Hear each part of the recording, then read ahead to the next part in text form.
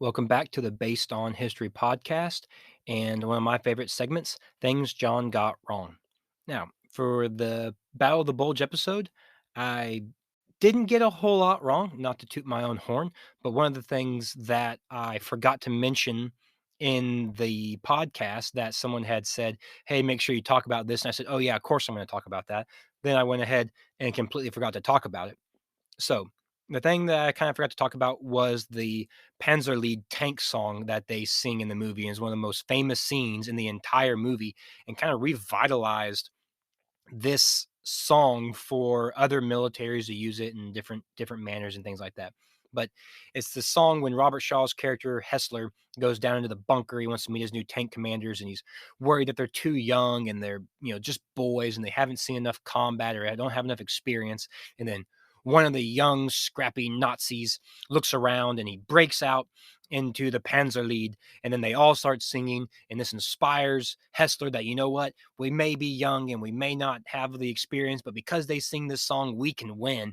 And then they all start singing, and then then it cuts off and they start the battle. Now, the Panzerlied was a song of Nazi Germany. It wasn't written by Nazis. It was written by Germans and adopted in the Wehrmacht and especially in the Panzer Corps. And in Germany, or excuse me, in German, Panzer means tank. So it's just the tank song. It's reportedly to have been Rommel's favorite song. In the movie, they only sing the first verse over and over and over again. There's like 3 or 4 different verses, and they talk about the Panzers, nothing can stop them, and storming through the night and seizing ground. And it's very, very, super patriotic for the German tank corps. And it's a kind of an, even though they're Germans and it's World War II, it is kind of an inspiring song, and it's got a pretty good rhythm and it's got a pretty good beat. And you kind of find yourself wanting to sing along with it afterwards. So it's just kind of a cool scene in the movie. Now that song has been banned in Germany itself due to its Nazi correlation and the use by the Nazi forces. But there are a few militaries around the world that have used the tune of it and then rewritten their own verses to apply to their military or whatever unit that has adopted it. They rewrote it for their own purposes. So that's just kind of a cool little tidbit that I completely forgot to talk about in the podcast.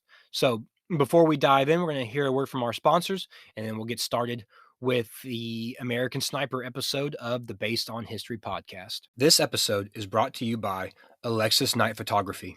Alexis is an award-winning lifestyle, brand, and wedding photographer based in the Cotswolds, England, specializing in headshots, family shoots, and event photography.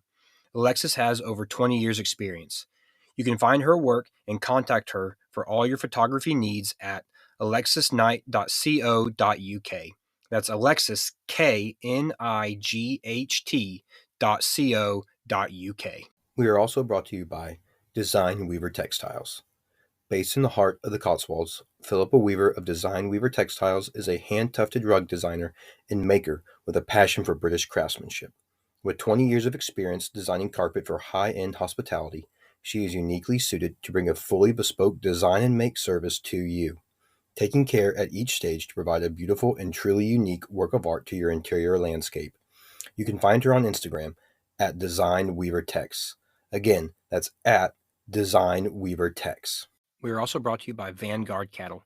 Vanguard is a small, family-owned beef operation located in the heart of Texas. Their primary focus is on registered Santa Gertrudis cattle for superior genetics, bull and female replacement for commercial cattlemen and meat production.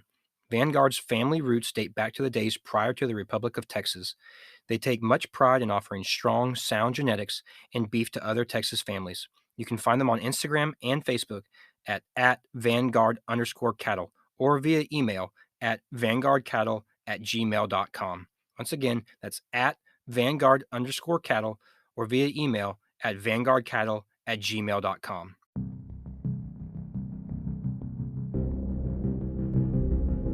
You're listening to the Based on History podcast.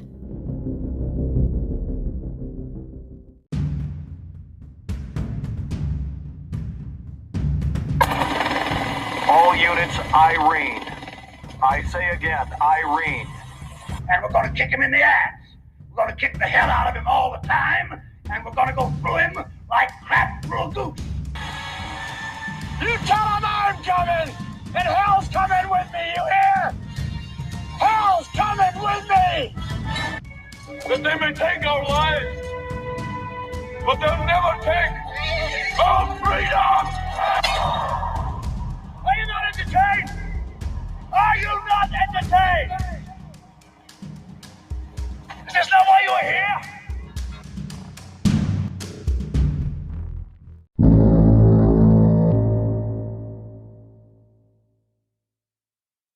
Howdy, everyone. Welcome back to another episode of the Based on History podcast.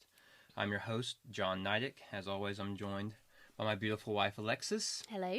And today we're going to be covering the movie American Sniper and seeing how close they got to the historical events, what they got right and what they got wrong. And as always, before we dive into the historical events, we're going to talk about the movie, what we thought about it, what we liked, what we didn't like, and then we'll get into some of the things that they got wrong, right, kind of right off the bat, and then we'll get into kind of more of the story. So, Alexis, you've seen this movie before, but it's been a while since either one of us had watched it. What are your thoughts on the movie? Well, I chose it, so it was excellent. This is true, yeah. The best one we've done so far. Definitely. I really liked it. A lot. What are some of the things that really stood out to you? I thought Bradley Cooper was amazing. Really impressed with him. It all just seemed very real. It felt like I was really in the movie. I'm hoping that they got a lot right, but I'm pretty sure I remember in the past you telling me that they get a lot wrong on this one, which is a shame because I want to believe all of it. Right. So they get a lot of things right in the movie, but they also get a lot of things wrong. What I mean by that is they get a lot of the little things right, but overall the movie's more or less fictitious. Right. As far as what he does while he's on deployment. There's a lot of things that they do get right, and one of them, like you said, is Bradley Cooper's performance. I never met Chris Kyle, but from some of the things I've read, the people who did know Chris, they almost couldn't tell a difference between the way Bradley Cooper acted and the real Chris Kyle.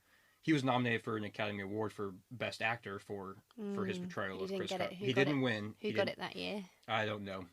I can't remember who actually won that year. But his portrayal and his mannerisms of Chris Kyle is extremely impressive. The way he bulked up for the movie and got his mannerisms and the way he spoke and just carried himself and everything like that it's amazing. It's an amazing performance. They really captured the essence of who the man was, the way he talked and some of the phrases that he used and some of the quotes from the book that are his quotes. They sprinkle those throughout the movie, and the way he says them, and you just get a feel that it's almost like... There was one quote that you said after he said it, you repeated it and said, you guys would say that a lot when you're out. Oh, yeah. When, at the beginning of the movie, when it's showing Chris Kyle and he's about to take that shot, and the guy with the cell phone is kind of up on the balcony, and Chris reports it to the intel or the higher ups. And then the guy walks away, and Chris goes, he stepped off. And we would always just joke, whether we were in training or whatever, we would always just kind of say it because it was just kind of funny. Oh, he stepped off. I thought Sienna Miller was amazing as well. All the acting's great in the movie. It's well cast, I think. It's well acted.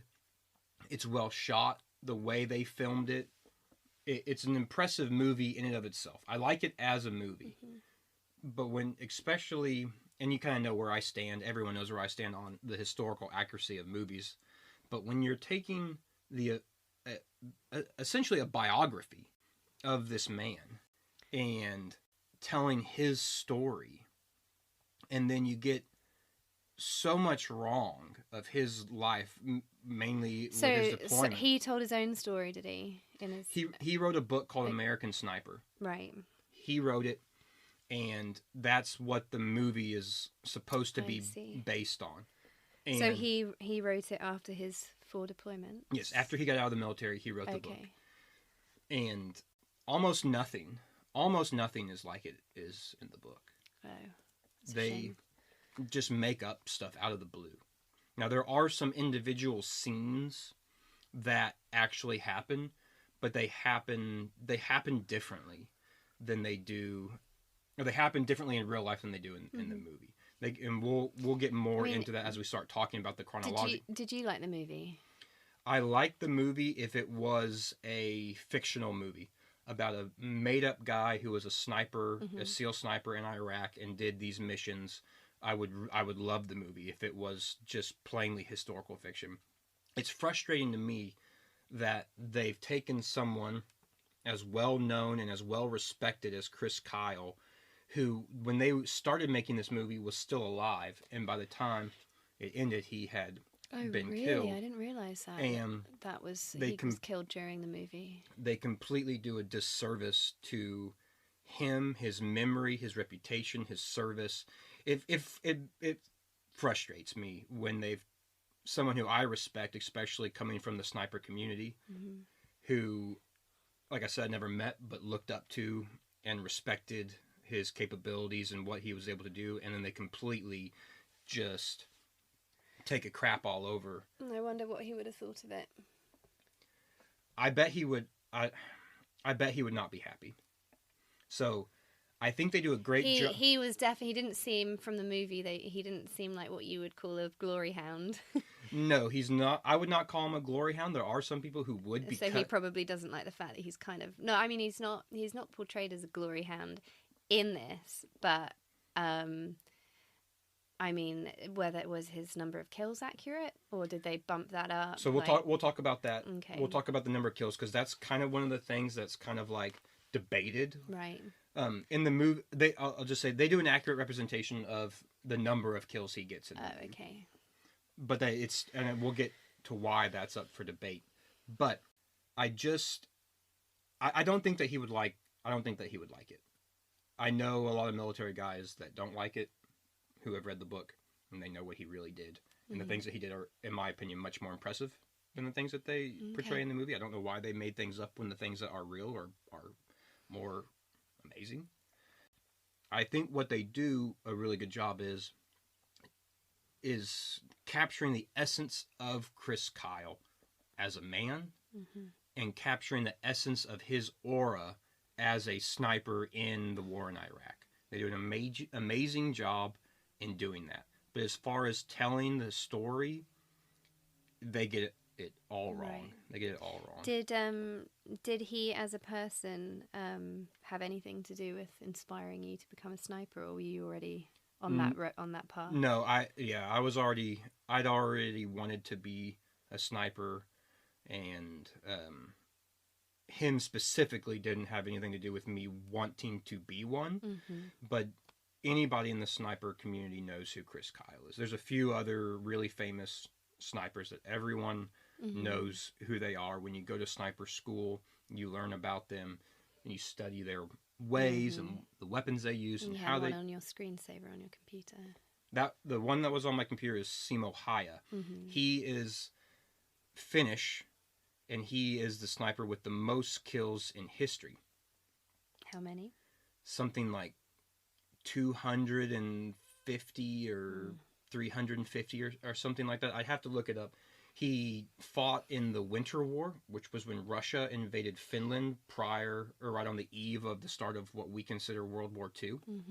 And so he was fighting the Russians, and he killed a lot of Russians. And they ended up having to call an artillery bombardment on the area that they thought he was in to try and kill him. And then he ended up surviving that and crawling out of the rubble and making his way back to the Finnish lines. And he had to have facial reconstruction surgery. Oh, goodness. And then, yeah, there's a few famous snipers that everyone knows. So Chris Kyle didn't inspire me directly, but as I was in that community and you hear about this, and he was beginning to kind of getting out of the military when I enlisted. And so around that time is when you start hearing those stories come out, especially once the book was released and everyone wanted to read the book and everything like that. So some of the things that they got wrong in the movie, I don't necessarily have to do overall with it, and you called one of them out right off the bat when the scene started. The movie gets hit for pretty hard is the fake baby. Oh yeah. Everyone talks about the fake baby in the movie, and it was just a baby doll. how fake it looks, and just how it looks like they're carrying a dead baby. Yeah, Or like very stiff. Yes, and you can see like Chris Kyle's like holding it, and he's using his finger to like move the move the arm. Goodness. It looks terrible, and so it's kind of a famous fake baby. Okay. And so there's some things talked about it, and Clint Eastwood was asked about. He's the director for the movie, and he was saying baby number 1 was sick, that they were going to use. Oh really? They actually meant to have a real baby? They meant to have a real baby, and then my God, baby I can't number believe they 2 couldn't find a baby. Baby number 2 for some reason was unavailable. I suppose. I mean, did they actually film it in Iraq? No. Oh. Okay. No, Where they did did not they film film it? They filmed some scenes in Morocco, and then the rest of it was shot It did look quite Morocco-y. and then the rest of it was shot in California on a Okay. movie set where they built. The bits when Mustafa, the sniper, the Olympic sniper, was like jumping from rooftops. Would that have been Morocco? That would have been California Oh, mainly. really? There's a movie set in California that's been built to look like Okay. Iraq, so that they can film there. Wow. And I don't know how much CGI or how much was filmed in Morocco. I just know that maybe that was filmed in Morocco, but it was filmed in Morocco and it was filmed in California. Okay. Because I know that there's a movie set that they've built to look like Iraq, and a lot of movies that feature soldiers in Iraq have been filmed there. So the other thing, some of the other little things that they get wrong are when he goes to sniper school, the way they portray sniper school in the movie is terrible. I was going to ask you about that. If it was anything like your No. experience of sniper school. No, it's I don't even know how to describe how bad their portrayal of sniper school is. Now, there's a few different sniper schools. That's how I always visualized sniper school when you were there. There's a few different sniper schools in the military.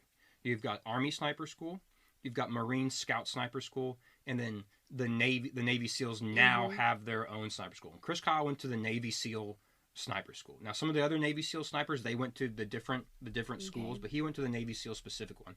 And I obviously have not gone through that course, but I know that the Navy SEALs based their sniper school off of things they learned in the Marine Sniper School and in the Army Sniper School.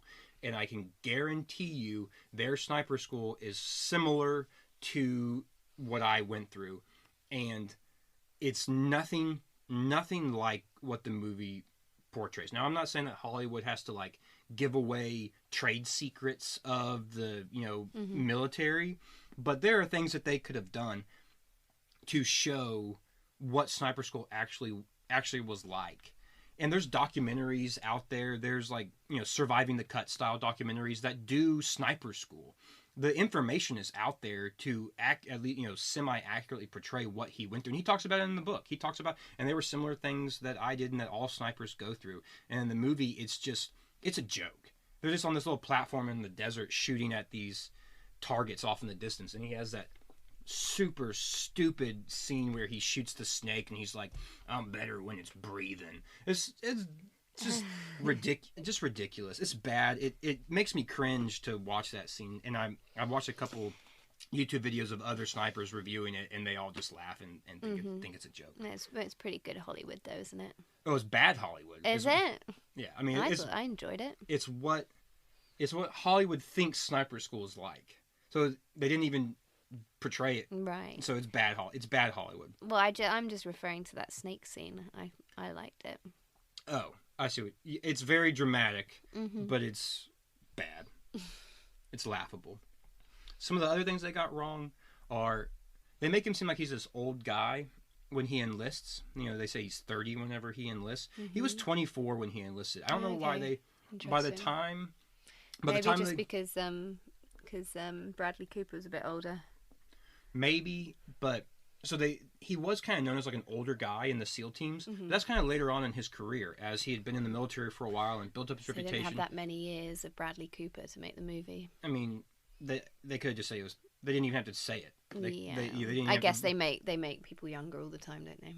Yeah, they didn't even have to say his age. It's not like that was a big deal. Okay. Some of the other things that they get wrong are some of the characters in the movie. Okay, the number one that I want to ask about is the Olympic sniper, Mustafa. So the Syrian guy. He's completely made up. What? He didn't exist. No Olympic sniper. No Olympic sniper. So the character of Mustafa in the movie is based on a sniper that was in Iraq, and his name was Juba. Mm-hmm. And we're pretty sure that Juba was a bunch of different Iraqi snipers that they were using. When I say they, I mean like the Iraqi insurgency was using to kind of build up this myth, propaganda. Mm-hmm. So it was a bunch of different Iraqi snipers, and they were killing U.S. soldiers. They took all those kills, and they made them into like one propaganda sniper. And they do talk about him in the book. They talk about this Syrian sniper that was, out there shooting soldiers and everything like that. Chris Kyle never comes into contact with him ever. And they're pretty sure that at least one of those snipers, or one of the guys that they think was Juba, was killed by another sniper later on in the fighting. Right. So Chris Kyle didn't know anybody that was killed by Juba. He may have known or interacted with some of the Marines or people that were killed by either one or the guy named Juba, but he was never in direct contact. There was never a sniper off. There was never a sniper v sniper ever. And his name in the movie is Mustafa, and in real life it was Juba. So anytime that that the Iraqi or that Syrian sniper's like parkouring across the buildings and he's getting calls on his cell phone to go and do this, and it's like him versus Chris, and it's like very personal. It just didn't exist like that. It never existed. But anytime he's there, it's just all false. One of the other things they get wrong is they completely leave out his first deployment. So in the movie, they show him going to Iraq 4 times. He does go to Iraq 4 times. But in the movie, they portray his first deployment as Fallujah. When they're kind of in the back of that truck talking about how they're going to protect the Marines on Overwatch as they clear houses. And that's when he starts kind of getting all of his sniper kills. Well, that's not accurate. That was actually his second deployment. His first deployment was in the invasion in 2003. And he wasn't a sniper yet. He went to sniper school after his first deployment. So they rearranged some things in the movie to make him seem like, because he is known as a sniper, right. But his first deployment was in the invasion, and we'll get into what year was the second one? It was 2005 is when he was in Fallujah, and 2003 whenever he was in the invasion. And then some of the other things, some of the other SEALs on his team are shown being with him from the beginning all the way through. And I get why they do that, to make them more important, and they're kind of big characters in the book as well. But yeah, because you want to kind of become attached to certain characters before they're killed, don't you? Yes, but a lot of them were not there all the way through. They were newer guys on the team who came later on. So, do you know what his wife in real life has thought about the movie, has said about the movie? I don't know exactly what she has said about the movie. I'm trying to remember, because I have watched some things that she had said. I think she kind of said what I had said, how they captured the essence of Chris, and they did a really good job portraying him and paying the respect to him. But I don't remember what she said directly about how they told the story. I wonder how she felt about her part in it. I know that she met with Sienna Miller, and they talked about, and she told her things about her and Chris and their relationship. And when you read the book is split up into it's written in 2 parts. Chris tells his story, and then usually every chapter, or roughly every chapter, there's like a section written by Taya, kind of her thoughts on what was going on during that time, and how she was seeing Chris change, her thoughts on his military service and things like that. And I think they capture that pretty well. I kind of found, well, from how the movie showed it, it looked like he, until the end when he started, that rehab and started really kind of getting himself back. But throughout his deployments, it just seemed as though he was only really, truly kind of, I don't know that you can call it happy, but he seemed happy when he was deployed. He was super chatty. He was in his element. He was like alive. Whereas when he was at home, it was just like he was distant and not there and disengaged. And so that I think is pretty accurate from what I've read about Chris and in the book and some other things. He always viewed his service as the most important thing. Well, the second most important thing, because he says it in the movie and he says it in the book a lot. He has God, country, family. mm-hmm. Those are his rankings, and he talks about it in the book. And I wish they kind of would have said it later on in the movie to help show his change. Later on in the book, he talks about when he got out of the military, the hard time he had rearranging that order mm-hmm. to God, family, country. Right. And that's when he finally realized his priorities in that order mm-hmm. is what kind of helped him start the process of recovering from the kind of deployment mode mm-hmm. to the home mode. Okay. And in the movie, they make it seem like he did suffer from PTSD. We know that was obvious. That was obvious, but it wasn't. I don't think he really struggled with it in the way they portray it in the movie until he got back, because he was always still in the military, and so in his mind, in his mind, he wasn't struggling with it because his ranking was God, country, family. So as long as he's in the military, his ranking system, his priorities in his mind are accurate. So people on the outside can see the change in him, but he wasn't struggling with it because his priority list. Right. I mean, do you think that there was that scene with the dog with the child? I can't. Where he kind of nearly punched the dog. Yeah, I can't remember exactly if that they talk about that scene in the book or if that was like told like a story later on to put in the movie, but that could definitely happen. I don't necessarily have a problem with that scene. You see it whenever he's driving, when he's home, he's always checking his mirrors and like and his seeing the war on the blank screen of the TV. Right, yeah, exactly. Things like those are all accurate representations of things that. So that would, I mean, if he was experiencing those things, that would suggest that he did have PTSD, wouldn't it? Well, I'm pretty positive that he suffered from some PTSD because there's some things that he said later on after he was out of the military that are pretty much completely made up. They don't feature them in the movie, but he said he got into a bar fight with Jesse Ventura one time. That never happened. And Jesse Ventura sued. Oh, really? Yes, and he won for defamation of character. Right, it was made up. Chris said that after Hurricane Katrina, him and another SEAL sniper went to New Orleans and posted up on like a building to stop looting and robbers, and they shot a whole bunch of like people.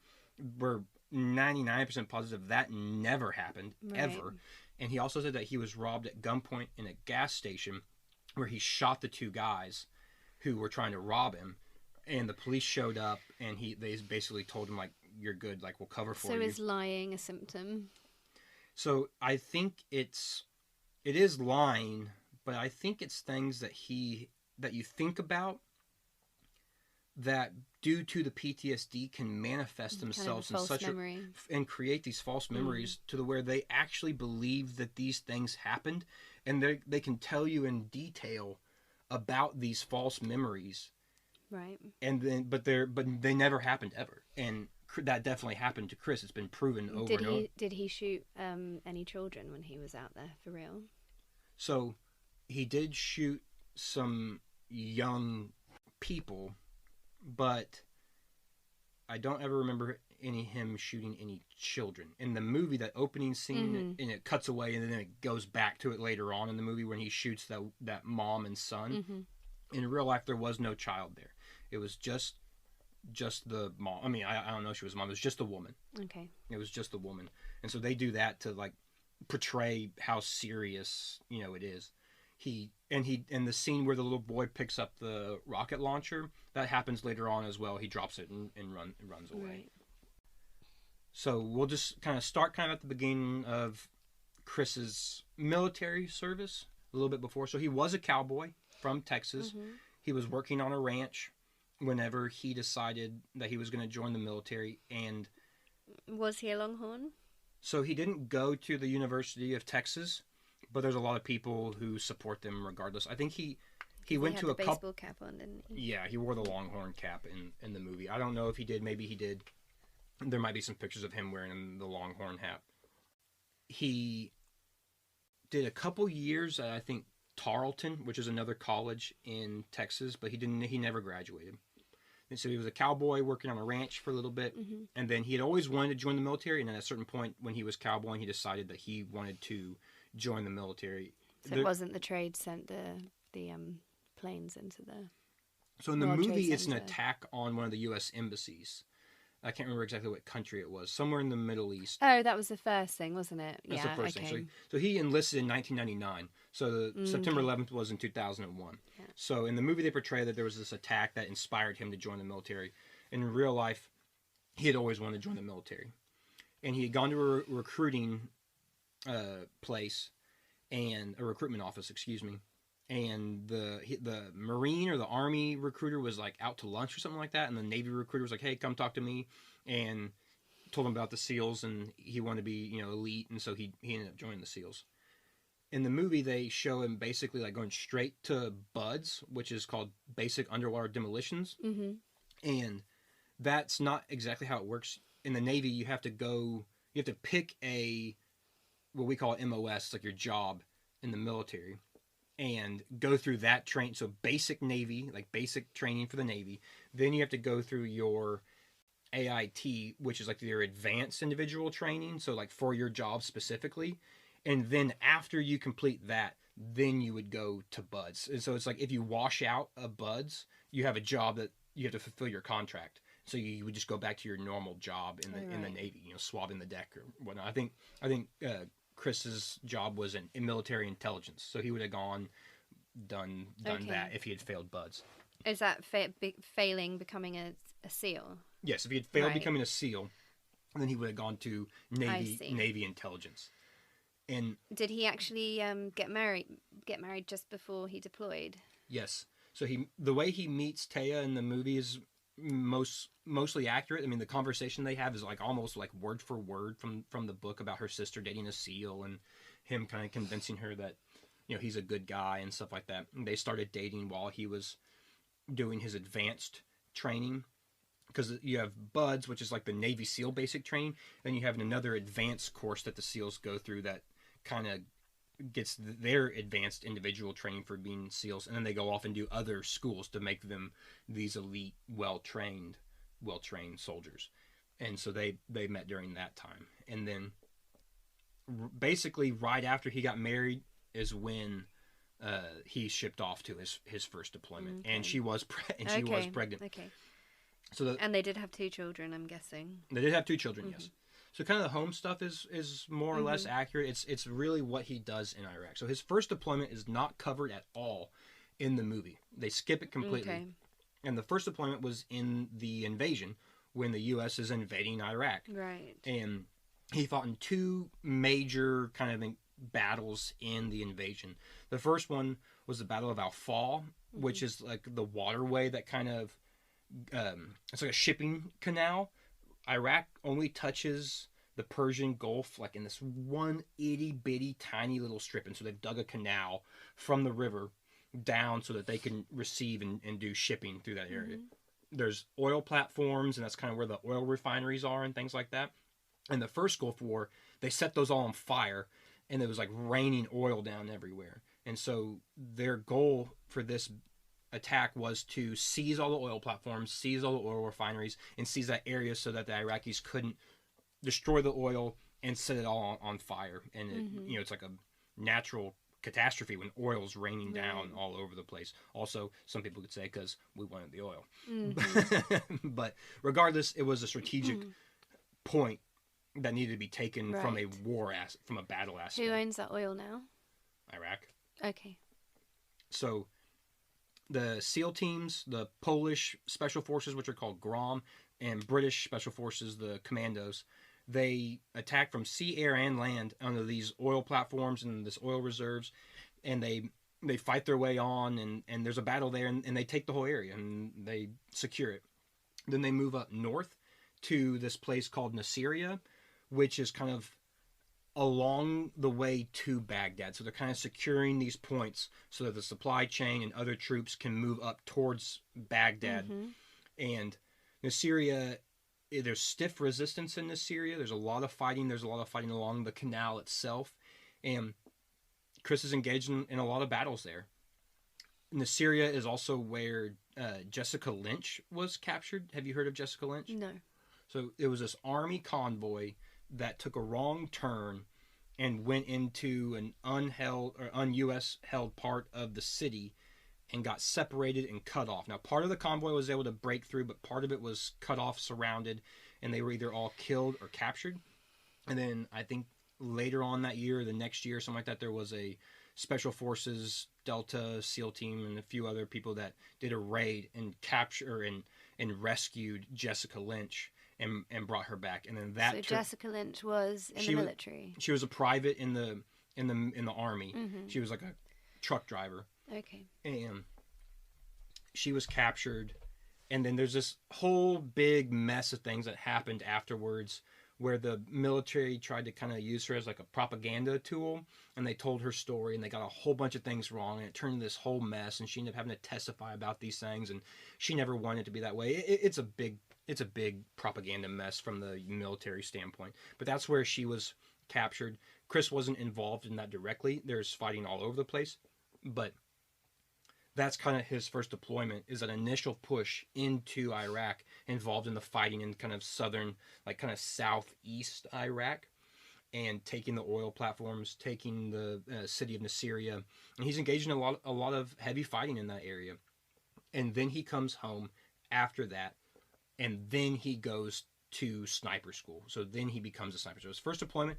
Oh, right. Okay. I say regular SEAL. There are really no regular SEALs, but he was just a team member. So then we get to the second deployment, which is the Battle of Fallujah. And this is kind of where the movie kicks off with his deployments. And the scene where he shoots the woman with the grenade in front of the tank and everything like that, that really happened. That really happened. Okay. The rest of the time in Fallujah is made up of him doing a lot of sniper things, which he obviously did. But the way they portray it's all wrong. You know, he went there a little bit earlier and was doing some things with some Polish special forces, and then the Marines kind of got involved. And then the rest of his team showed up, and they were kind of working as a team there. The Battle of Fallujah, in the initial invasion, we took Fallujah, which is kind of west of Baghdad. And that was taken by the 82nd Airborne, and it was secured. The whole entire invasion took like just over or just under a month. We defeated Saddam's entire military and took control of the country in a month. Then the insurgency started, and then Al-Qaeda started putting fighters into Iraq, and then a bunch of other kind of terrorist cells started popping up, and then the local insurgency itself. Now, after the 82nd went home from their deployment, Fallujah was taken over by the 1st Marine Division and secured by them. Well, by that time, the invasion was over, and so they were trying to kind of put an Iraqi face on the war. You know, the Iraqi government is having elections, and the Iraqi people are starting to get back to normal life, and the Iraqi police and the Iraqi army are taking over. That's what kind of like the propaganda that was trying to be pushed. It didn't really work, especially from like an Iraqi military standpoint. They weren't very good soldiers. And so Fallujah gets taken over by insurgents, Al-Qaeda-led insurgents. And then so the 1st Marine Division has to go back in there and retake Fallujah. And they do this by basically cordoning off the city, basically blocking off all the routes so no one can get in or out. And then they drop all these flyers saying, if you're not a combatant, leave, and everything like that. So they're operating under the ROE, which is Rules of Engagement, of that anybody left in the city It's considered a fighter. is considered a fighter. Mm-hmm. Now, they know that there's still some people not, and so they're still kind of on the lookout for that. Mm-hmm. But military-aged men with weapons are all considered Mm-hmm. combatants.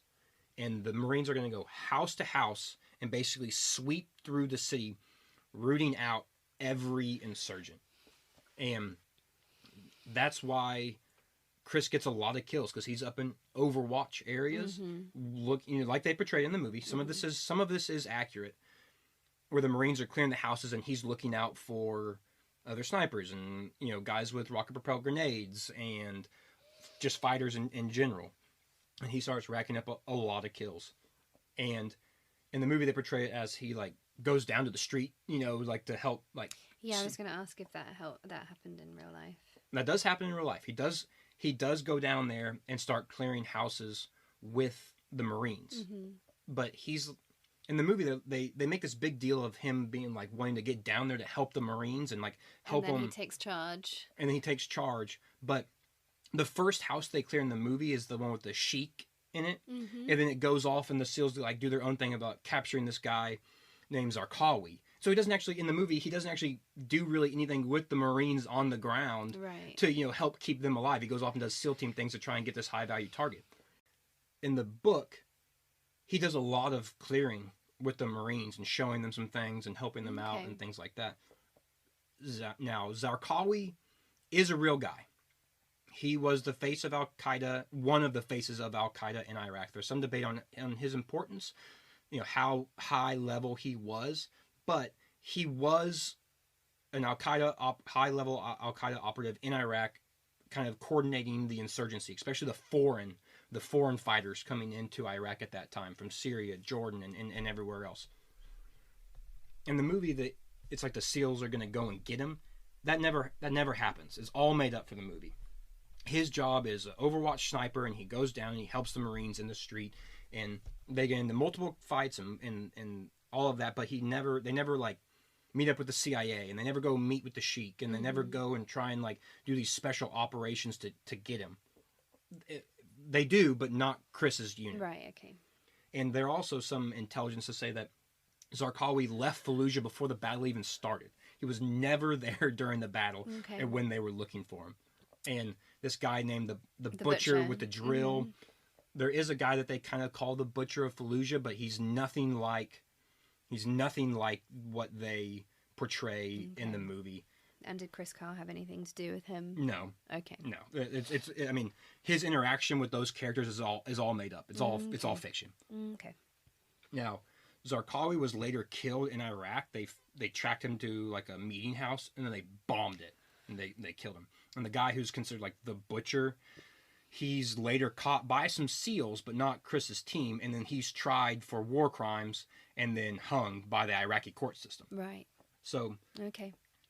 In the deployment, it's more what you would call standard operating, like mission style. There's no like special SEAL team missions that they're running in Fallujah on their own just by themselves at this point in time on the first deployment. They're doing specialized missions, which in his case is sniping, because he's a sniper, and this is where he starts really racking up a whole lot of kills. So it's they cherry pick little things that actually happen in the book, and they just kind of sprinkle them into the fake story that's going on in the movie. So sometimes he was working by himself without a buddy. Mm-hmm. And you said that was for sniper SEALs, that would be something that was done, but it wasn't something that you ever did. So and he talks about this in the book.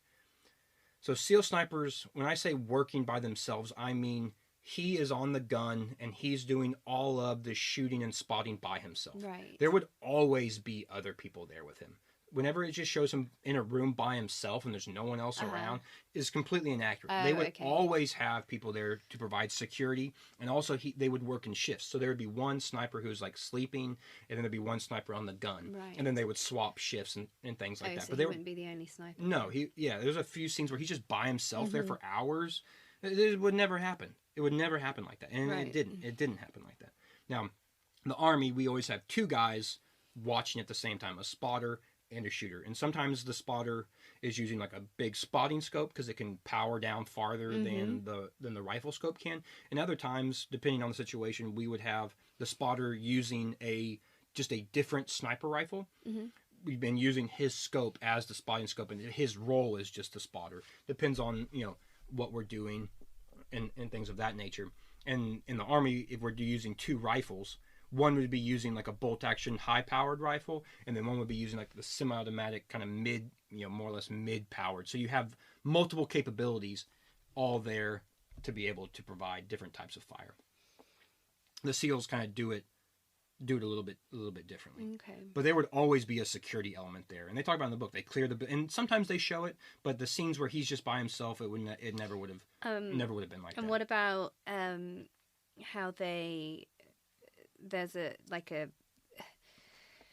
keep a record of the kills? Is that actually available for anybody and everybody to see a certain soldier's kills? No, so what they're talking about there in like the kill is going to be like on his, what we call a DD-214, which is like your resume of your Army. Mm-hmm. And it's like the official count. And so to get a confirmed sniper kill, someone else has to be there to verify it. Right. And to see it. And then he would put it down in his after action report. And he says one little line about it in the movie, but in the book he talks about how keeping like a kill record, like a shot record. Mm-hmm.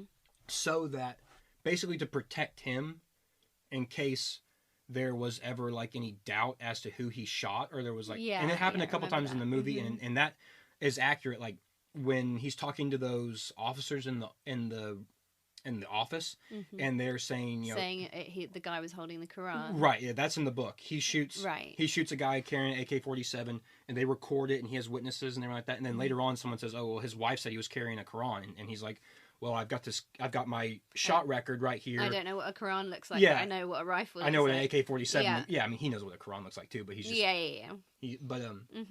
But, like, he did that so he could protect himself from, like, military, accusations and things of that nature. How much time... So he was deployed the 4 times. How much time would he... Because obviously they can't really show the time in the movie. Well, they didn't in the movie here. How much time is in between deployments? So it varies. So I think he enlisted in 1999 and he got out in 2009. So he did 10 years of service, and within that time he did 4 deployments. He did the 03 invasion, he did 05 in Fallujah, I think he did 06 in Ramadi, and I think he did Sadr. When was the Battle of Sadr City? That was in 2008. Okay. So from 03 to 08. And are they 9-month deployments? Year deployments? So the different branches do the deployments differently, and they're always kind of changing. The Army has very long deployments. At this time, they started out as a year, and then they bumped them up to like 15 months. Some people were doing like 18-month deployments in Iraq and Afghanistan. The Navy Marines do shorter deployments, and then the Special Forces do even shorter deployments. Which is what he was. Yeah. So Navy SEAL would be in the special operations community.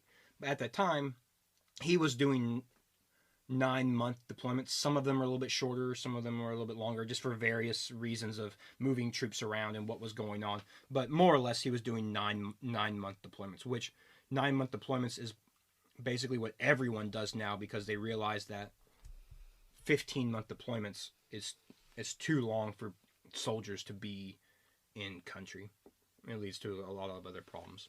So after Fallujah, he comes home, and then that's like kind of like when his baby is born, and his wife is kind of starting to realize, like he's changing a little bit, and some of that stuff is true. And like we talked about earlier, he didn't really view it like that because of his priorities, but on the outside, especially his wife, could kind of see him not really liking being home. Okay. And his kind of mindset about that was his job is to kill the bad guys and protect his soldiers. And if he's home, he can't do that. And Chris was very almost religious about it. He was almost religious about his deployment. He has the Crusader cross tattooed on his arm. They're fighting the Muslim insurgency.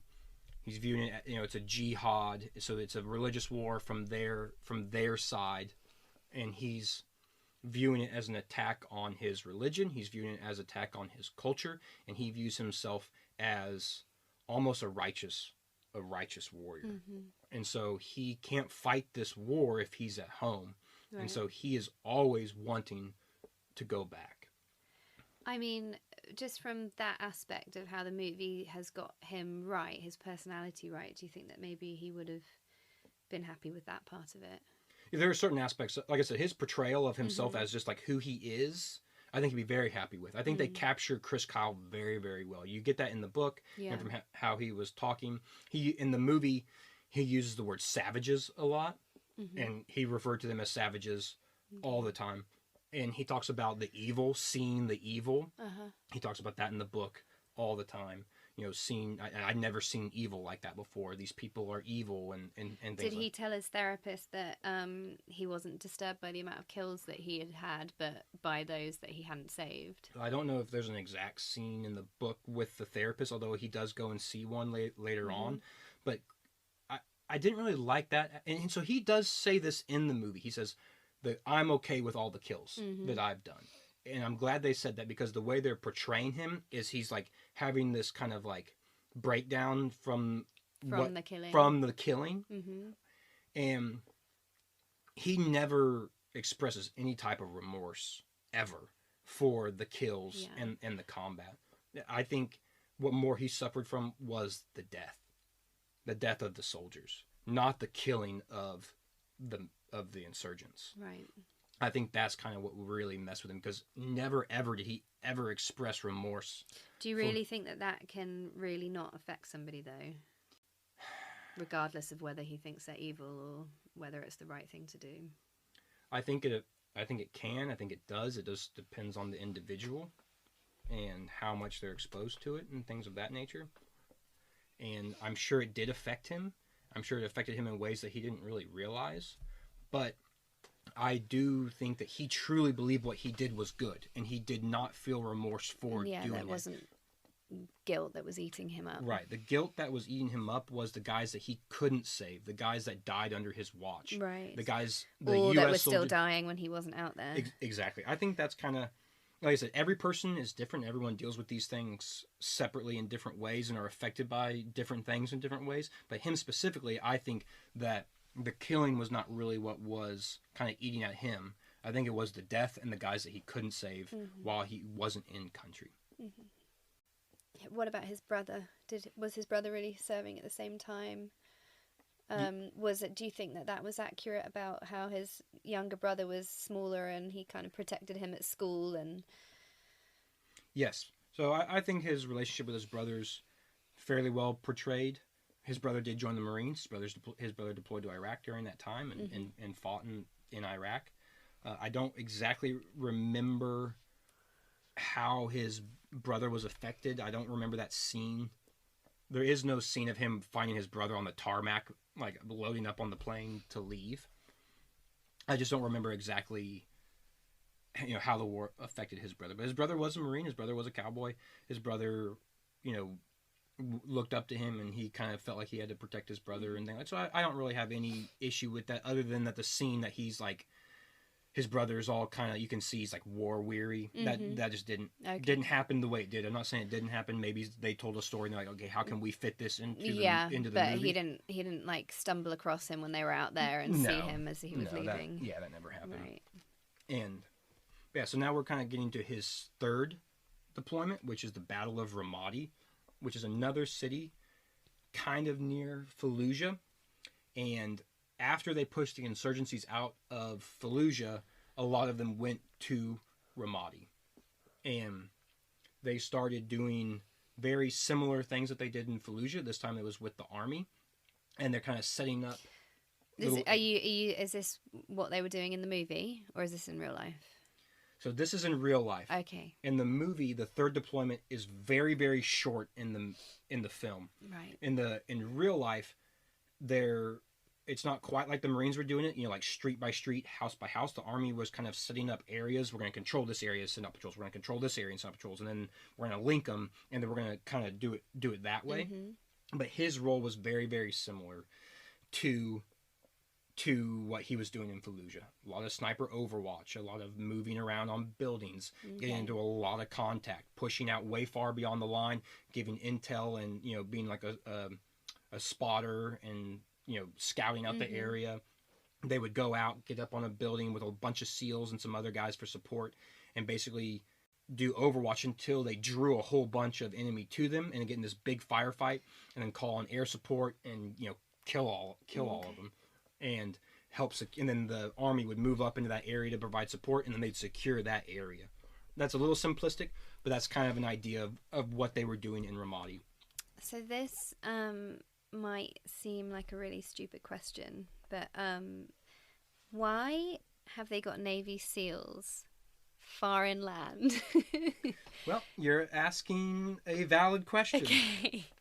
The Shouldn't they be by the sea? They should. Okay. They should. The and you could say the same thing about the Marines. Why are the Mhm. Marines in Mhm. Iraq? And this is a very big question that a lot of people have different answers to. So I will give you Okay. my opinion on the matter. It has to do with the amount of troops the military has, and the budget that each of those branches have. Mhm. So they're saying that the Army doesn't have enough men and budget, essentially, to cover all these areas. So they're going to supplement that with the Marines. And then they're going to supplement that with Navy Special Forces, and work together. Okay. In my opinion, the Navy is the sea, and the Navy SEALs are the special forces for the sea. So they should be doing, like in the invasion, seizing those oil platforms, doing those Mhm. types of things. Like the Captain Phillips, right? When Captain Phillips was taken, they sent Navy SEALs Mhm. to be on the boat to take Mhm. out. That's kind of a Their specialty. that's their specialty. Mhm. They're sea, air, and land. That's what SEAL stands for. So Oh, they right. can Okay. do things on the land, but they're supposed to be mainly water based, doing things around the water. Okay. And their role has drastically changed because of Iraq and Afghanistan. They've become this like specialty direct action force, and they're great at it. But in my opinion, that's the Army's job, is the land. So the Army Special Forces should be doing the stuff on the land and things of that nature. And then if there's a certain thing they need on the water, that kind of thing, then you bring in like Navy SEALs or the Marine Mhm. Recon. The Marines themselves, Marines protect the boats of the Navy, and then they seize beachheads. That's what the Marine specialty is. And that's why in like the Pacific in World War II, the Marines were Mhm. in the Pacific, because that's what they do. They get ferried around by the Navy, they take the islands, they hold them, and they move to the next one. And it's a very important job. Mhm. But Iraq and Afghanistan is almost all land. I think it should have been all Army. And if the Army doesn't have the budget, then you just need to make the Marine budget smaller and make the Army budget bigger. Now, there's a lot of people who disagree with me on that. Mhm. That's just my opinion, because you have a lot of this like cross. It's competition for the budget, right? The Right. Marines want a bigger budget, the Navy wants a bigger budget, so they can do more. And if they can Because show, I mean, is it all different commanders and all different? yes, So it kind of makes it a lot more complicated. yes, the budget comes from Congress, and so the like Navy SEALs, the Navy will use the SEALs of what they're doing in Iraq to show Congress, like, hey, we need more money because the SEALs are so important in what we're doing over here. So then they get more money, and then the Army's like, hey, look what we're doing over here. This is really, really important. We need more money because we need this and we need. That's Mhm. a very like, very simplistic version of it. That's kind of how I look at it. They Okay. all of these branches have different roles, and those roles are important. And when you start bleeding out into these other roles that the other branches do, you don't really need that. So if that's extra fat on the budget, cut that off and give it to the people who are actually supposed to be doing that job in the first place. So there's probably some Navy SEALs that might listen to this and not like that. I'm not diminishing what they did. They've all done incredible, amazing, important things. That's just Mhm. a broad scale view of a very complicated situation Mhm. that the Simplifying it. yeah, and trying to simplify it. Mhm. So in the Battle of Ramadi in the movie, they show Chris putting together this like direct action force to take on the Butcher and Zarqawi, because they've moved to Ramadi now. Mhm. That never happened. Did not happen. Okay. At night when they go to that man's house and they find all the stockpile of weapons. That never happened. Okay. They raid that building. They get in the shootout in the street. That never happened. That's just made up. And that's why I think in the movie his third deployment's so short, because they ran out of fake stuff to do. Right. And they could, and I also get why they wanted to change it up, because they're doing very similar things in Ramadi that they were doing in Fallujah, but it's mainly just made up. Now in Ramadi is where he starts getting some long distance kills. He gets one that's like almost a mile. There's some Iraqis up on a hill, and they think they're too far away to be shot, and they've got RPGs and AK-47s and things like that. And Chris makes this super, super long shot. So in the movie, that's when he kills Mustafa, when he makes that extra long shot that they didn't think Right, to so make. that's a different shot, and we'll get to that later on. Oh, okay. But like competition with another one of the sniper or SEAL snipers who can get the most. Oh, okay, in real life. In real life. Right. And then Chris starts pulling away. And Pulling away as in like getting a lot more. Getting a lot more kills. Okay. And in the movie, in his third deployment, it's a lot more direct action, right? He's carrying a smaller weapon, not a sniper rifle, and he's running missions and things like that. Well, they really only show like little bits of sniping. He was sniping all the time. All the time. I mean, that's how he got so many kills in the first place. I don't know. I kind of thought that the movie was showing him sniping all the time. Well, To it's me, like, it looked like he was. yeah, I mean, I guess. It should have been more. It should have been more, I guess, is my deployment. Or my deployment. My point. So, in Ramadi is where his two friends get shot. And in the movie they show this. How they get So shot. the one guy that gets shot in the face, and Yes. then his other friend. I can't remember so his name. His name is Ryan Job, or Ryan Job, I think is his real name. He goes by Biggles, and in the Yes. movie they call him Biggles. Yes. And the other guy who gets shot, his name is Mark Lee, and those guys are real guys. They were Okay. friends of Chris Kyle in SEAL Team 3.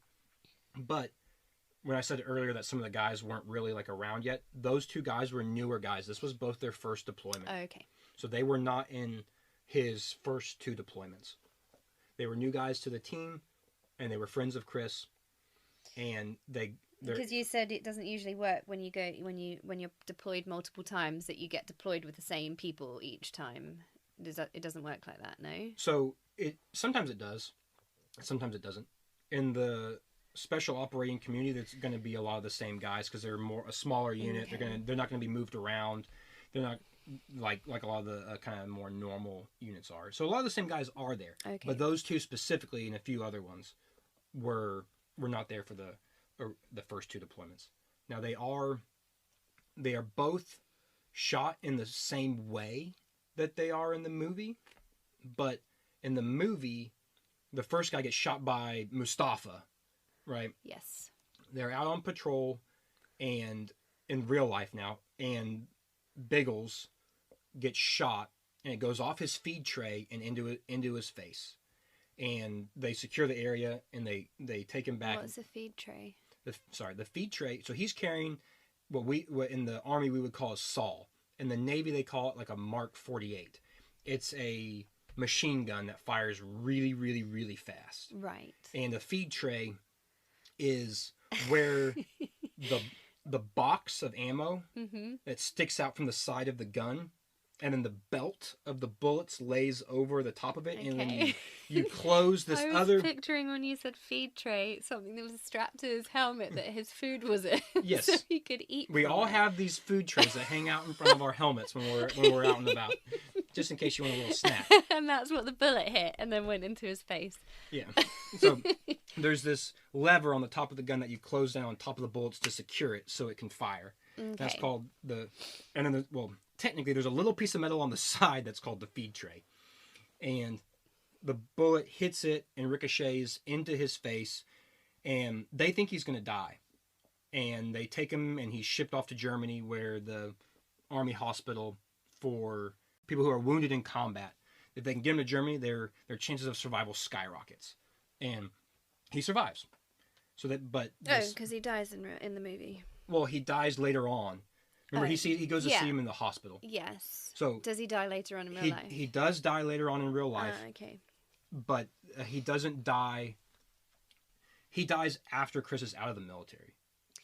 Of like something that's related to that injury, or Yeah, so he's in real life. Biggles is recovering. He's blind, and he's going into like routine surgery, and it's a preventable death. Really, the doctors do something wrong, and he ends up dying in the surgery. And I can't remember Right. exactly what went wrong, but he shouldn't have died. Right. But he Okay. did.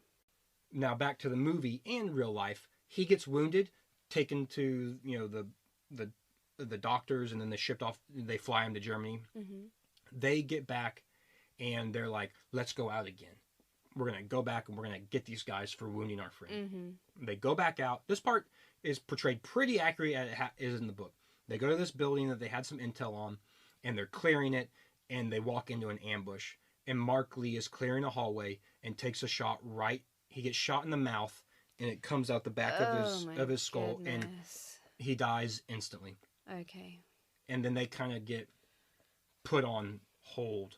They're non-operational at that point. And Because I couldn't tell where he got shot in the movie. yeah, in the movie it's a little chaotic because of the way they cut it. But they're clearing this house, and he comes out of a room to go down a hallway. Yes. And there's guys on the rooftop outside the building. They shoot through the window. Yes. And he gets shot like that. Okay, I just didn't see where on his body he'd been shot. Yeah. So I think he was shot multiple times, but the bullet that killed him is the one that went through his skull. So that little aspect is pretty accurate to what happened. And so he would have been with him at the time. Both of those guys at the time. Yes, he was with them. He was with them at both those times. I think seeing his friend shot, because he felt remorse for not having done enough to protect them. Because he, at this point in time, he is one of the older guys on the team. He is kind of in charge of the team. He's been promoted, and then he sees two of his friends that, although they were kind of new to the team, he had bonded with really, really heavily, and they were really good friends. And so he, in a span of 24 hours, they think Biggles is dead. They don't know that he survived until a couple of days later. In the span of 24 hours, he thinks that he lost two of his best friends in combat. I think that. I didn't realize that was within 24 hours. It's the same day. Oh, okay. It's the same day. I didn't realize that. Yep. It was just so much happening. It was hard to keep track of time on it. Yes. Did they get the guns and uniform correct? Yes. Yeah. So the way they portray the equipment, the way the men use the weapons is all great. They had the vehicles were right. Mostly. So I was reading some things that this is really, really nitpicky stuff. Like the tank that they used, like wasn't around yet at that point in time, or some of that's not that big of a deal. They did a great job of portraying what they're wearing, how they carry their stuff, the way they talk on the radio, their military operational style. It's all great. It's all great. Different units do different things, and I was reading some things like some guys were like criticizing the way they carry their weapons in the hallway and the way they're clearing rooms. And I watched it and was looking out specifically for what they were talking about. I didn't see anything that I saw as egregious by any means. Do they usually have like ex-military on the film set advising them? Yes. So one of the guys in the movie who is on the SEAL team, you may not remember him because it's a small part. He's always there, but it's kind of a small part. He's another one of the SEAL snipers, and in his third deployment, when they're raiding that building at night, and there's one SEAL team sniper up in the building providing overwatch, and they shoot an RPG into the room, and he dives down onto the floor. Do you remember that scene? The guy who played that character, and the I'm trying to think of another scene that you might recognize him in. He's there the whole time. Anyways, my point is, he's a real SEAL. He served with Chris Kyle and was on these deployments with Chris Kyle and was the advisor to the movie. Okay. And Bradley Cooper liked him so much, it was like, hey, like, he went to Clint Eastwood and was like, I want you to try this guy out and see if he's good in front of the camera. Really? I want to go back and see now, because I can't really picture him. In the movie, his nickname is Dabber, and Okay. his real name is Kevin Lux, or I have to. It's Kevin something. I'm sorry, can't remember his last name. But he served with Chris Kyle and was the advisor on the movie, and he has a small Wow. role, which Okay. is really cool. And I'm sure he told them all, this is how you wear it. This is what we were wearing. I know for a fact that the the kit that Chris Kyle was wearing is called a Rhodesian Recon vest, and he talks about that it's made by Eagle Industries. Shout out to Eagle Industries, but it was super popular in the special operating community at that time, and he wears it exactly like he would in like the pictures that show Chris wearing it. The little Punisher skull that they have Mhm. spray painted on everything, Mhm. they did all that. They kind of nicknamed themselves the Punishers, Okay. and they spray What paint. was that from the series, the TV show, The Well, Punisher? the TV show hadn't come out yet, but it's from Oh, the comic okay. book. Oh, So the okay. All Punishers right. are So that's what the TV show is based on, the comic yes, book. yeah, I yeah, see. Okay, I didn't know that. and so the way they carry the guns, the way they carry their equipment, the uniforms they're wearing, the way they maneuver and fight, it's all great. It all looks real. It all looks real. Even like Chris wears this like armband with bullets in it. Chris really did that as well. I never wore like extra bullets on my arm the way he does, and I also didn't use one of the rifles that he used, but it's just all personal preference. Mhm. It's all personal preference. But in the book, he talks about how he fitted this like armband so he could have easy access to bullets and things like that. And so to the hat that Bradley Cooper wears in the movie when he's on deployment, it's all accurate. So they get a lot of the itty bitty little things Okay. right, but then they get the big things wrong. The weapons he carried are all accurate. They are all exactly what he actually used, from his M4 to the various sniper rifles that he uses in the army, or excuse me, in the military. It's all accurate. So they get a lot of those things right. Okay. After the Battle of Ramadi, he comes back home. This is really when Taya is like noticing that things are starting to change, and home life, they've got kids now. He doesn't want to be there. They don't know their father, and they portray that fairly accurate in the movie. I don't remember if it's like shot for shot what was in the book or what she described in her section of the book or anything like that, but they kind of portray like there's a disconnect there now, and his priorities are conflicting with her priorities and what she thinks his should be and what he thinks his should be. And then they talk about this in the book as well. His fourth deployment was pretty. She wanted him to get out. I'm sure there's so many military families that can relate to this movie. All of them. All of them. Mm-hmm. So, but he goes out to his fourth deployment, and this is the battle or the siege of Sadr City. Sadr City is a kind of like a suburb of Baghdad, and there was some heavy insurgent fighting in that area. They're going out there to do what they do. He's a sniper. He's going to provide overwatch, and they're going to kill or capture the bad guys. And in the movie, they portray it as there's this sniper killing the army engineers who are setting up this barricade, and they're going to go out there and kill that sniper. Now, the first part of that is true. The army was setting up this massive concrete wall to basically section off the areas of Sadr City, and then they're going to basically make like a reservation, and everyone in this area is bad and everyone on the outside is good, and now we're going to go in there and we're going to kill all the bad guys. And the engineers were getting shot trying to make this barricade, and so the SEAL team snipers and a few other snipers and things like that from other branches were all out there on Overwatch to protect the army. That was happening in real life. That was happening in real life. Mustafa or Juba was not there. Okay. The ending battle where they're on the rooftop and the sandstorm coming in never happened. There is a battle in the book that's similar, but it doesn't happen in that same context. So doesn't he get shot in that battle? Yeah, it's like in the middle of the sandstorm, he gets like shot in the chest, Yeah. which he's wearing a plate carrier. It would have just knocked him down. Okay, so he hasn't. He was never kind of shot like and actually had a bullet go through him. No. In his time. He had a building fall on his legs one time, that an RPG, and he was in a ton of fighting, but I don't think he was out, and he was never wounded from a bullet. And Does that make somebody feel guilty if they come away unwounded? Yes. Yes. I can guarantee you. Yes, it'll make you feel guilty. And in Seder City is when he gets his super, super long shot. It's nothing like it is in the movie. It's not sniper v sniper. He's overwatching a convoy that's driving down the road, and in the distance, he'd been watching a man who he had thought was spying on the American forces. And then as the convoy's coming, he picks up an RPG. And the shot is like 2,100 yards, so it's over a mile long.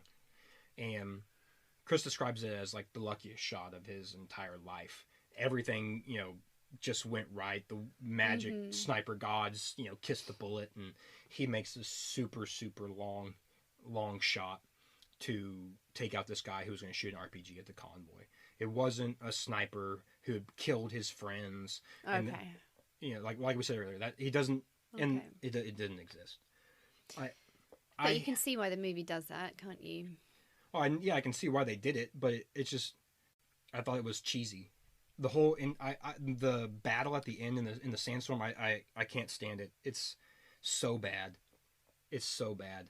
It just looks Hollywood to me. The other fighting, although it didn't happen, it looks real to me. They went full Hollywood at the end. The way they talk, the way the other snipers talk, and it's just. And how they're shooting in the sandstorm and still killing bad guys. Yeah, how do they know who's who and who's It didn't happen. Right. It didn't happen. It just they're spraying bullets and they're dropping bad guys left and right. They talk about running low on ammo. And they manage to escape and they know where their vehicles are. And and he calls his wife in the middle of the battle. Yeah. And he's like, "I'm ready to come home now." Yeah. And then so he never did that at any point in the middle of any battle. He did call his wife, which it makes me mad that he did that. In the book, he talks about why he did it. I still disagree with it. He calls her while he's on operations on the sat phone and talks to her when kind of like a lull in the battle. This is a stupid idea. I can't believe he actually did that. And there is a couple times where he's calling her, and something pops off, and he forgot to hang up the phone, and she sat there listening to the whole battle. Oh, really? Okay, yeah. So she did hear that. It's not the same battle. Is that even allowed? No. That sat phone is for specific purposes, and the sat phone is for if your comms go down, and so that you can call somebody to come and rescue you or to send support or air support. Do many people use it for calling home when they shouldn't? I have never heard of anyone using this. I didn't even I never even had a sat phone. Okay. In my entire time. But he did have one. He did have one, yeah. And they are out there, and people do have them. And he called his dad one time, and a battle popped off, and he forgot to hang up when he was talking to his dad, and his dad heard this firefight. I mean, I can't imagine calling my mom or my dad when I was out there, and then something happens. And then worrying about, are they going to hear this? Could they hear him die on the phone? Could his wife just been sitting there and he got shot and heard him die in combat? I mean, he did do that. He did do that. I just thought it was. But I think obviously you do kind of unreasonable things when you're in the middle of intense circumstances. Yes, I just don't. So he did actually call his wife while he was out on an operation, on a mission. But the way they portrayed it at the end, when he's in the middle of a firefight, they're trying to evac. Okay. There's a sandstorm coming in, and he decides this is the good time to call his wife and tell her that he's ready to come home and had enough of battle. Yeah, I kind of thought that, because I didn't know how he died in real life, so I thought, okay, well, this means that he's going to die. He's not now going to come home, now that he's said this. Yeah. No, it's just Hollywood trying to be dramatic, and it's stupid. Right. And then he runs, and they almost leave him, and he falls down because he got shot, and he leaves his rifle and he leaves his helmet on the ground and runs into the striker, and they take off. It never happened. It's a stupid thing to put in the movie. It's them showing that he's leaving behind his old life in the military. He's coming home. Right. It's their dramatic. It's just stupid. No one would do that. No one would just But leave. movies seem to like doing that because they did that in Zulu as well, didn't they?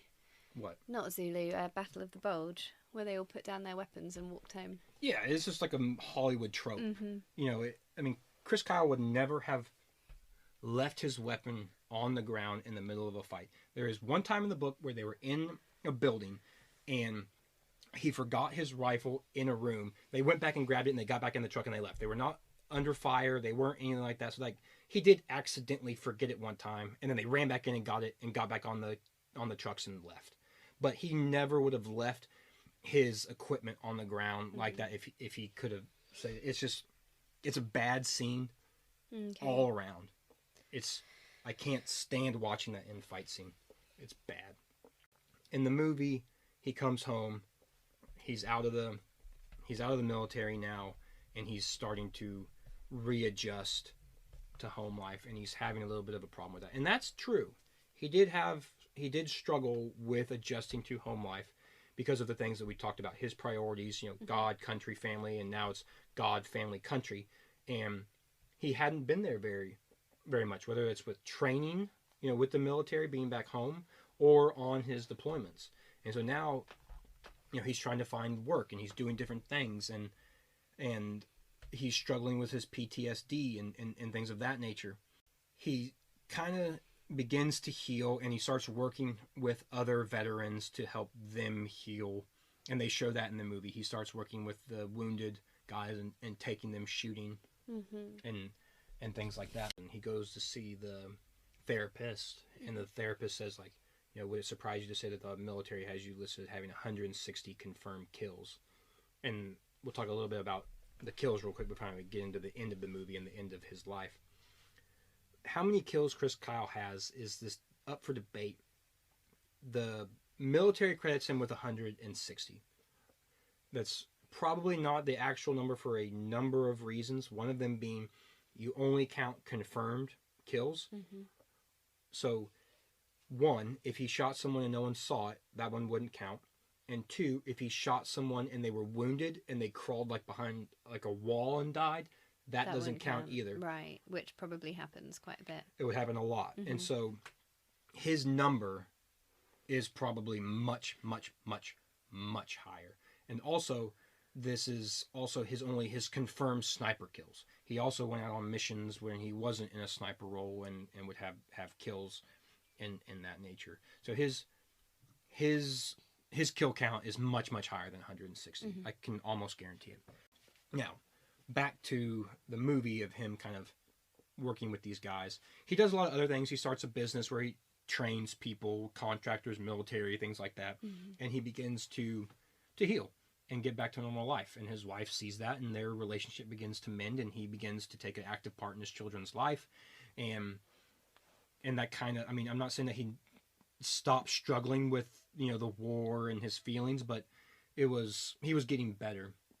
And then in February of 2013, he was helping out this former Marine named Eddie Ray Routh and was taking him to a shooting range, and that was just kind of one of the ways that he would take soldiers and kind of just talk to them and help and try and help them as best he can. He was with another guy.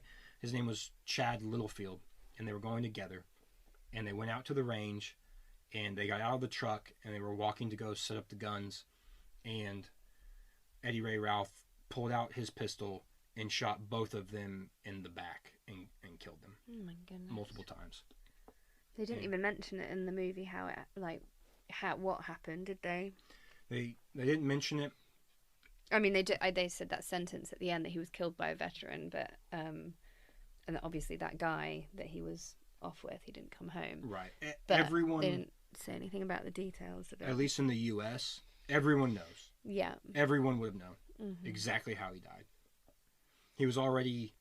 The book had already come out. He wrote another book called American Guns, where he talks about like the history of the U.S. through kind of important guns in the times. Chris Kyle was famous. He was famous at this point. I think he was on Conan one time.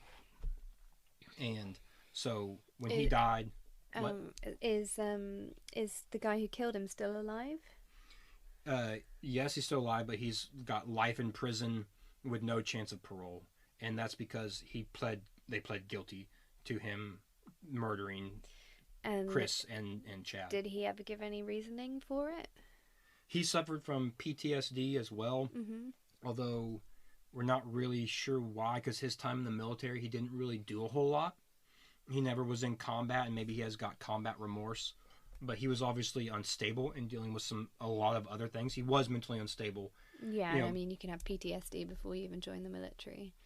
Well, yeah, I'm just saying he may have been struggling with like his military service may have only been one component. He may have been kind of unstable, just in general. But so he is technically still alive, but he's never getting out of prison ever. Right. So, but he never said what his reasoning was behind it. He said his reasoning was that they didn't talk to him very much on the ride to the gun range. Oh, right. And they could tell something was off with him because Chris texted the other guy and was like, "This guy seems off." And the other guy texted him back, like, "Watch my six," which means like, "Watch my back." Right. And so they were texting each other in the car. They were texting each other on the car. Oh, wow. They got out of. Obviously, they didn't think something like that was gonna happen, but they were aware that he was kind of unstable. And then they got out of the car and were walking, and it basically, as soon as they got out of the truck, he just like shot him in the back a bunch of times, and killed him. And the movie ends with showing the actual footage of his funeral procession from where he was, killed and living at the time, to the Dallas Cowboys Stadium in Arlington, Texas, where the memorial service, the funeral was held. And I remember when he was killed, and I remember the time that was happening, and people from all over the state went and lined the highway along I-35, and there were American flags hanging everywhere. I bet there was people from out of state as well. I'm sure there were people from all over the place. But people showed up to pay their respects to Chris for everything that he did in his service. And it's a very emotional. I mean, I think watching the ending is very emotional. Very. See all these people, you see his wife and the other SEALs and service members who served with him. And then you see the casket. And the SEALs have this tradition where when a SEAL dies and he's buried, the other SEALs that are there, take their tridents, which is that kind of gold symbol that they wear on their uniforms. It's got the eagle and the pistol. It's the sea, air, and land logo. It's got the trident, and then the eagle's holding a trident. Is that what he showed when they first? Yes, yeah. When he's married and he pulls his coat back, that's the Navy SEAL trident emblem. And on the casket, they take their emblem and they hammer it in and pin their SEAL trident onto the casket. And they show this. And they show Chris's casket, and it's just filled with tridents from other people that he served with. So that's kind of the end of the movie, and so sad. It's extremely sad. It's extremely sad. And I mean, for his family as well. They probably everybody would have thought that he was home safe. And that was where they didn't need to be worrying about him. There's stories like this all over the place about these men who have gone through combat all their lives and they come out without a scratch. These special operators who are in the worst of the worst, and they're going through the worst places in combat, and they survive. Yep. They come home and they die in these weird, simple ways, like a little car crash or I mean, this isn't a simple way, but like something that you think would never happen to a man like Chris Kyle, it can happen to anybody. Yeah. It's just kind of one of those kind of weird things. So now we'll kind of get to the post-action remarks. I mean, and I always ask this question, but what'd you think about the history compared to the movie? Well, I think for me, the important bits they did get right. That his personality, and who he was, and what he was capable of, and what he achieved. I feel like they got the spirit a lot of that out. Yeah. I'm not that let down by how much they got wrong, because I don't know that I'm very good at when it's kind of military movies and there's lots of different missions and lots going on. I find it hard to follow. So really just kind of like the simple bits of he shot that that bad guy, and that's kind of what sticks with me more so than the actual specifics of what's going on in the war. Yeah, I just disagree. I mean, like, think about if they made a movie about your life, and then they changed everything, and you went and you watched this movie about somebody who's supposed to be representing you. I know. I get that Chris Kyle and and especially people who know the military would be quite annoyed about this. But from my standpoint, from where I'm coming from, I'm just saying that for me, it's not so much of a letdown because I still feel like I kind of got a really good idea of who he was from the movie. That's true. I mean, like I said, yes, I agree. They definitely captured the spirit and essence of Chris very, very well. And I really enjoyed the movie. I get. Yes, they probably could have gotten a lot more correct, and it still would have been a really good movie. The movie could be almost exactly the same, except in the military parts in the movie, they could have just done the things that he actually did, and it would have been an amazing, amazing movie. I don't understand why they make up these fake things that they think look cool when the things that are in print and actually happened. And you have all these after-action reports that you can get it exactly right, and it's better and even from a viewing standpoint, cooler than the movie. Why not just do the real thing? True. I do not understand it. It's about this real man. I mean, they've simplified it, haven't they? And having that that main one bad guy, like, and that rivalry between them, it kind of captures the audience. And I thought it was dumb. Yeah. I think it's frustrating.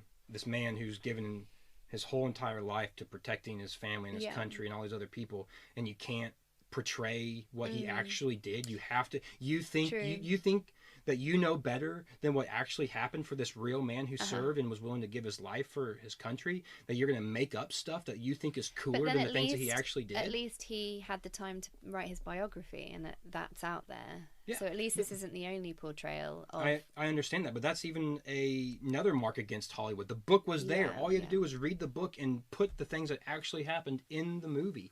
I don't understand it. I mean, I get why, because they think they know better and they think it's cooler. They think, oh, we'll have this special mission and we'll have this special sniper and it'll be real personal. And I was like, no, it's dumb. Portray it real, because what happened is really cool and really impressive and just as dramatic and just as dangerous. Right. Yeah. I do have one other thought about it. So you know how you said with his PTSD and everything that there were a bunch of things that he said that happened back at home that would prove that to not have happened. Are you worried about what happened in... Yeah, so who's verified his account of...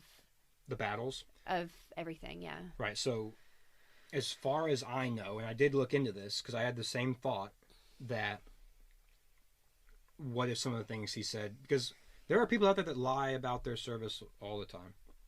But there's so much evidence from the military after action reports, his accounts that he had to fill out for the military, that all of the things that he wrote about what happened in country on his deployments is more or less accurate. People remember things differently, and there are some conflicting reports about how many people were actually there or how many kills he actually got here or this or that, because that's just by nature. It's like if the police went to a murder scene and they interview witnesses and there's 5 witnesses, they may have 5 similar but different stories. So when people write after action reports and what actually gets put down on the official report might differ a little bit, but what actually happened is the same. And so Chris's retelling of his time in Iraq is pretty much all 100% accurate as to what he did. Okay. There's so much evidence that would come out if he was lying about his service very, very quickly. And nothing has. Okay. The only thing that's up for debate really is his kill count, because it's confirmed or not confirmed. And it is obviously, everyone agrees that it's less than what it would have been. So it's not like it's been exaggerated. Right, yeah, it hasn't been exaggerated. Yeah, exactly. So there might be little details here and there that are not technically right or might not line up exactly with the official report, but that's how it is all the time. So, but his portrayal of what he did and his team did and what they did in those battles is all accurate. So his deployments in the book and what he tells is all accurate. It's just the movie It'd be interesting to see if anybody comes back and says that you got anything wrong. I'm sure I did. Mm-hmm. I'm sure I got a few things wrong, but that's why we have this segment of things John got wrong. You know, if I mess up and people say, "Oh, you said this," or "This actually happened," or "Actually, John, in the book it did talk about this," I'll be like, "Hey, you know what? I either missed it when I was reading it, or I remembered it wrong, or something like that." And on the next episode, I'll call myself out on all the things I got wrong. But I like this movie if it was just a historical fiction made up movie, because the way they portray the military is very accurate. The way they wear their gear, the way they shoot, the way they move, the way they, just maneuver and do all these things. It's very well done. It's very well done. It loses me when we get to the historical accuracy of somebody who I respect very, very much. And so that's kind of where I just can't get past it. I just can't get past all the stuff they just made up for the sake of being more dramatic or more Hollywood or cooler that in their minds. Yeah. I think it fails the historical accuracy test miserably. The essence of Chris, nail on the head. Historical accuracy fails miserably. So is there anything else that thoughts on the movie or thoughts on the history or Chris himself or anything like that that you had wanted to talk about or anything like that? I don't think so. I think we covered everything that I had thought of. Very good. Don't forget to find us on Instagram and follow the Based on History Instagram page. Please follow us on Spotify or Apple Podcasts, wherever you're listening. It really, really helps us out. And tell everyone you know. Tell your friends. Tell the people you hate. I don't care.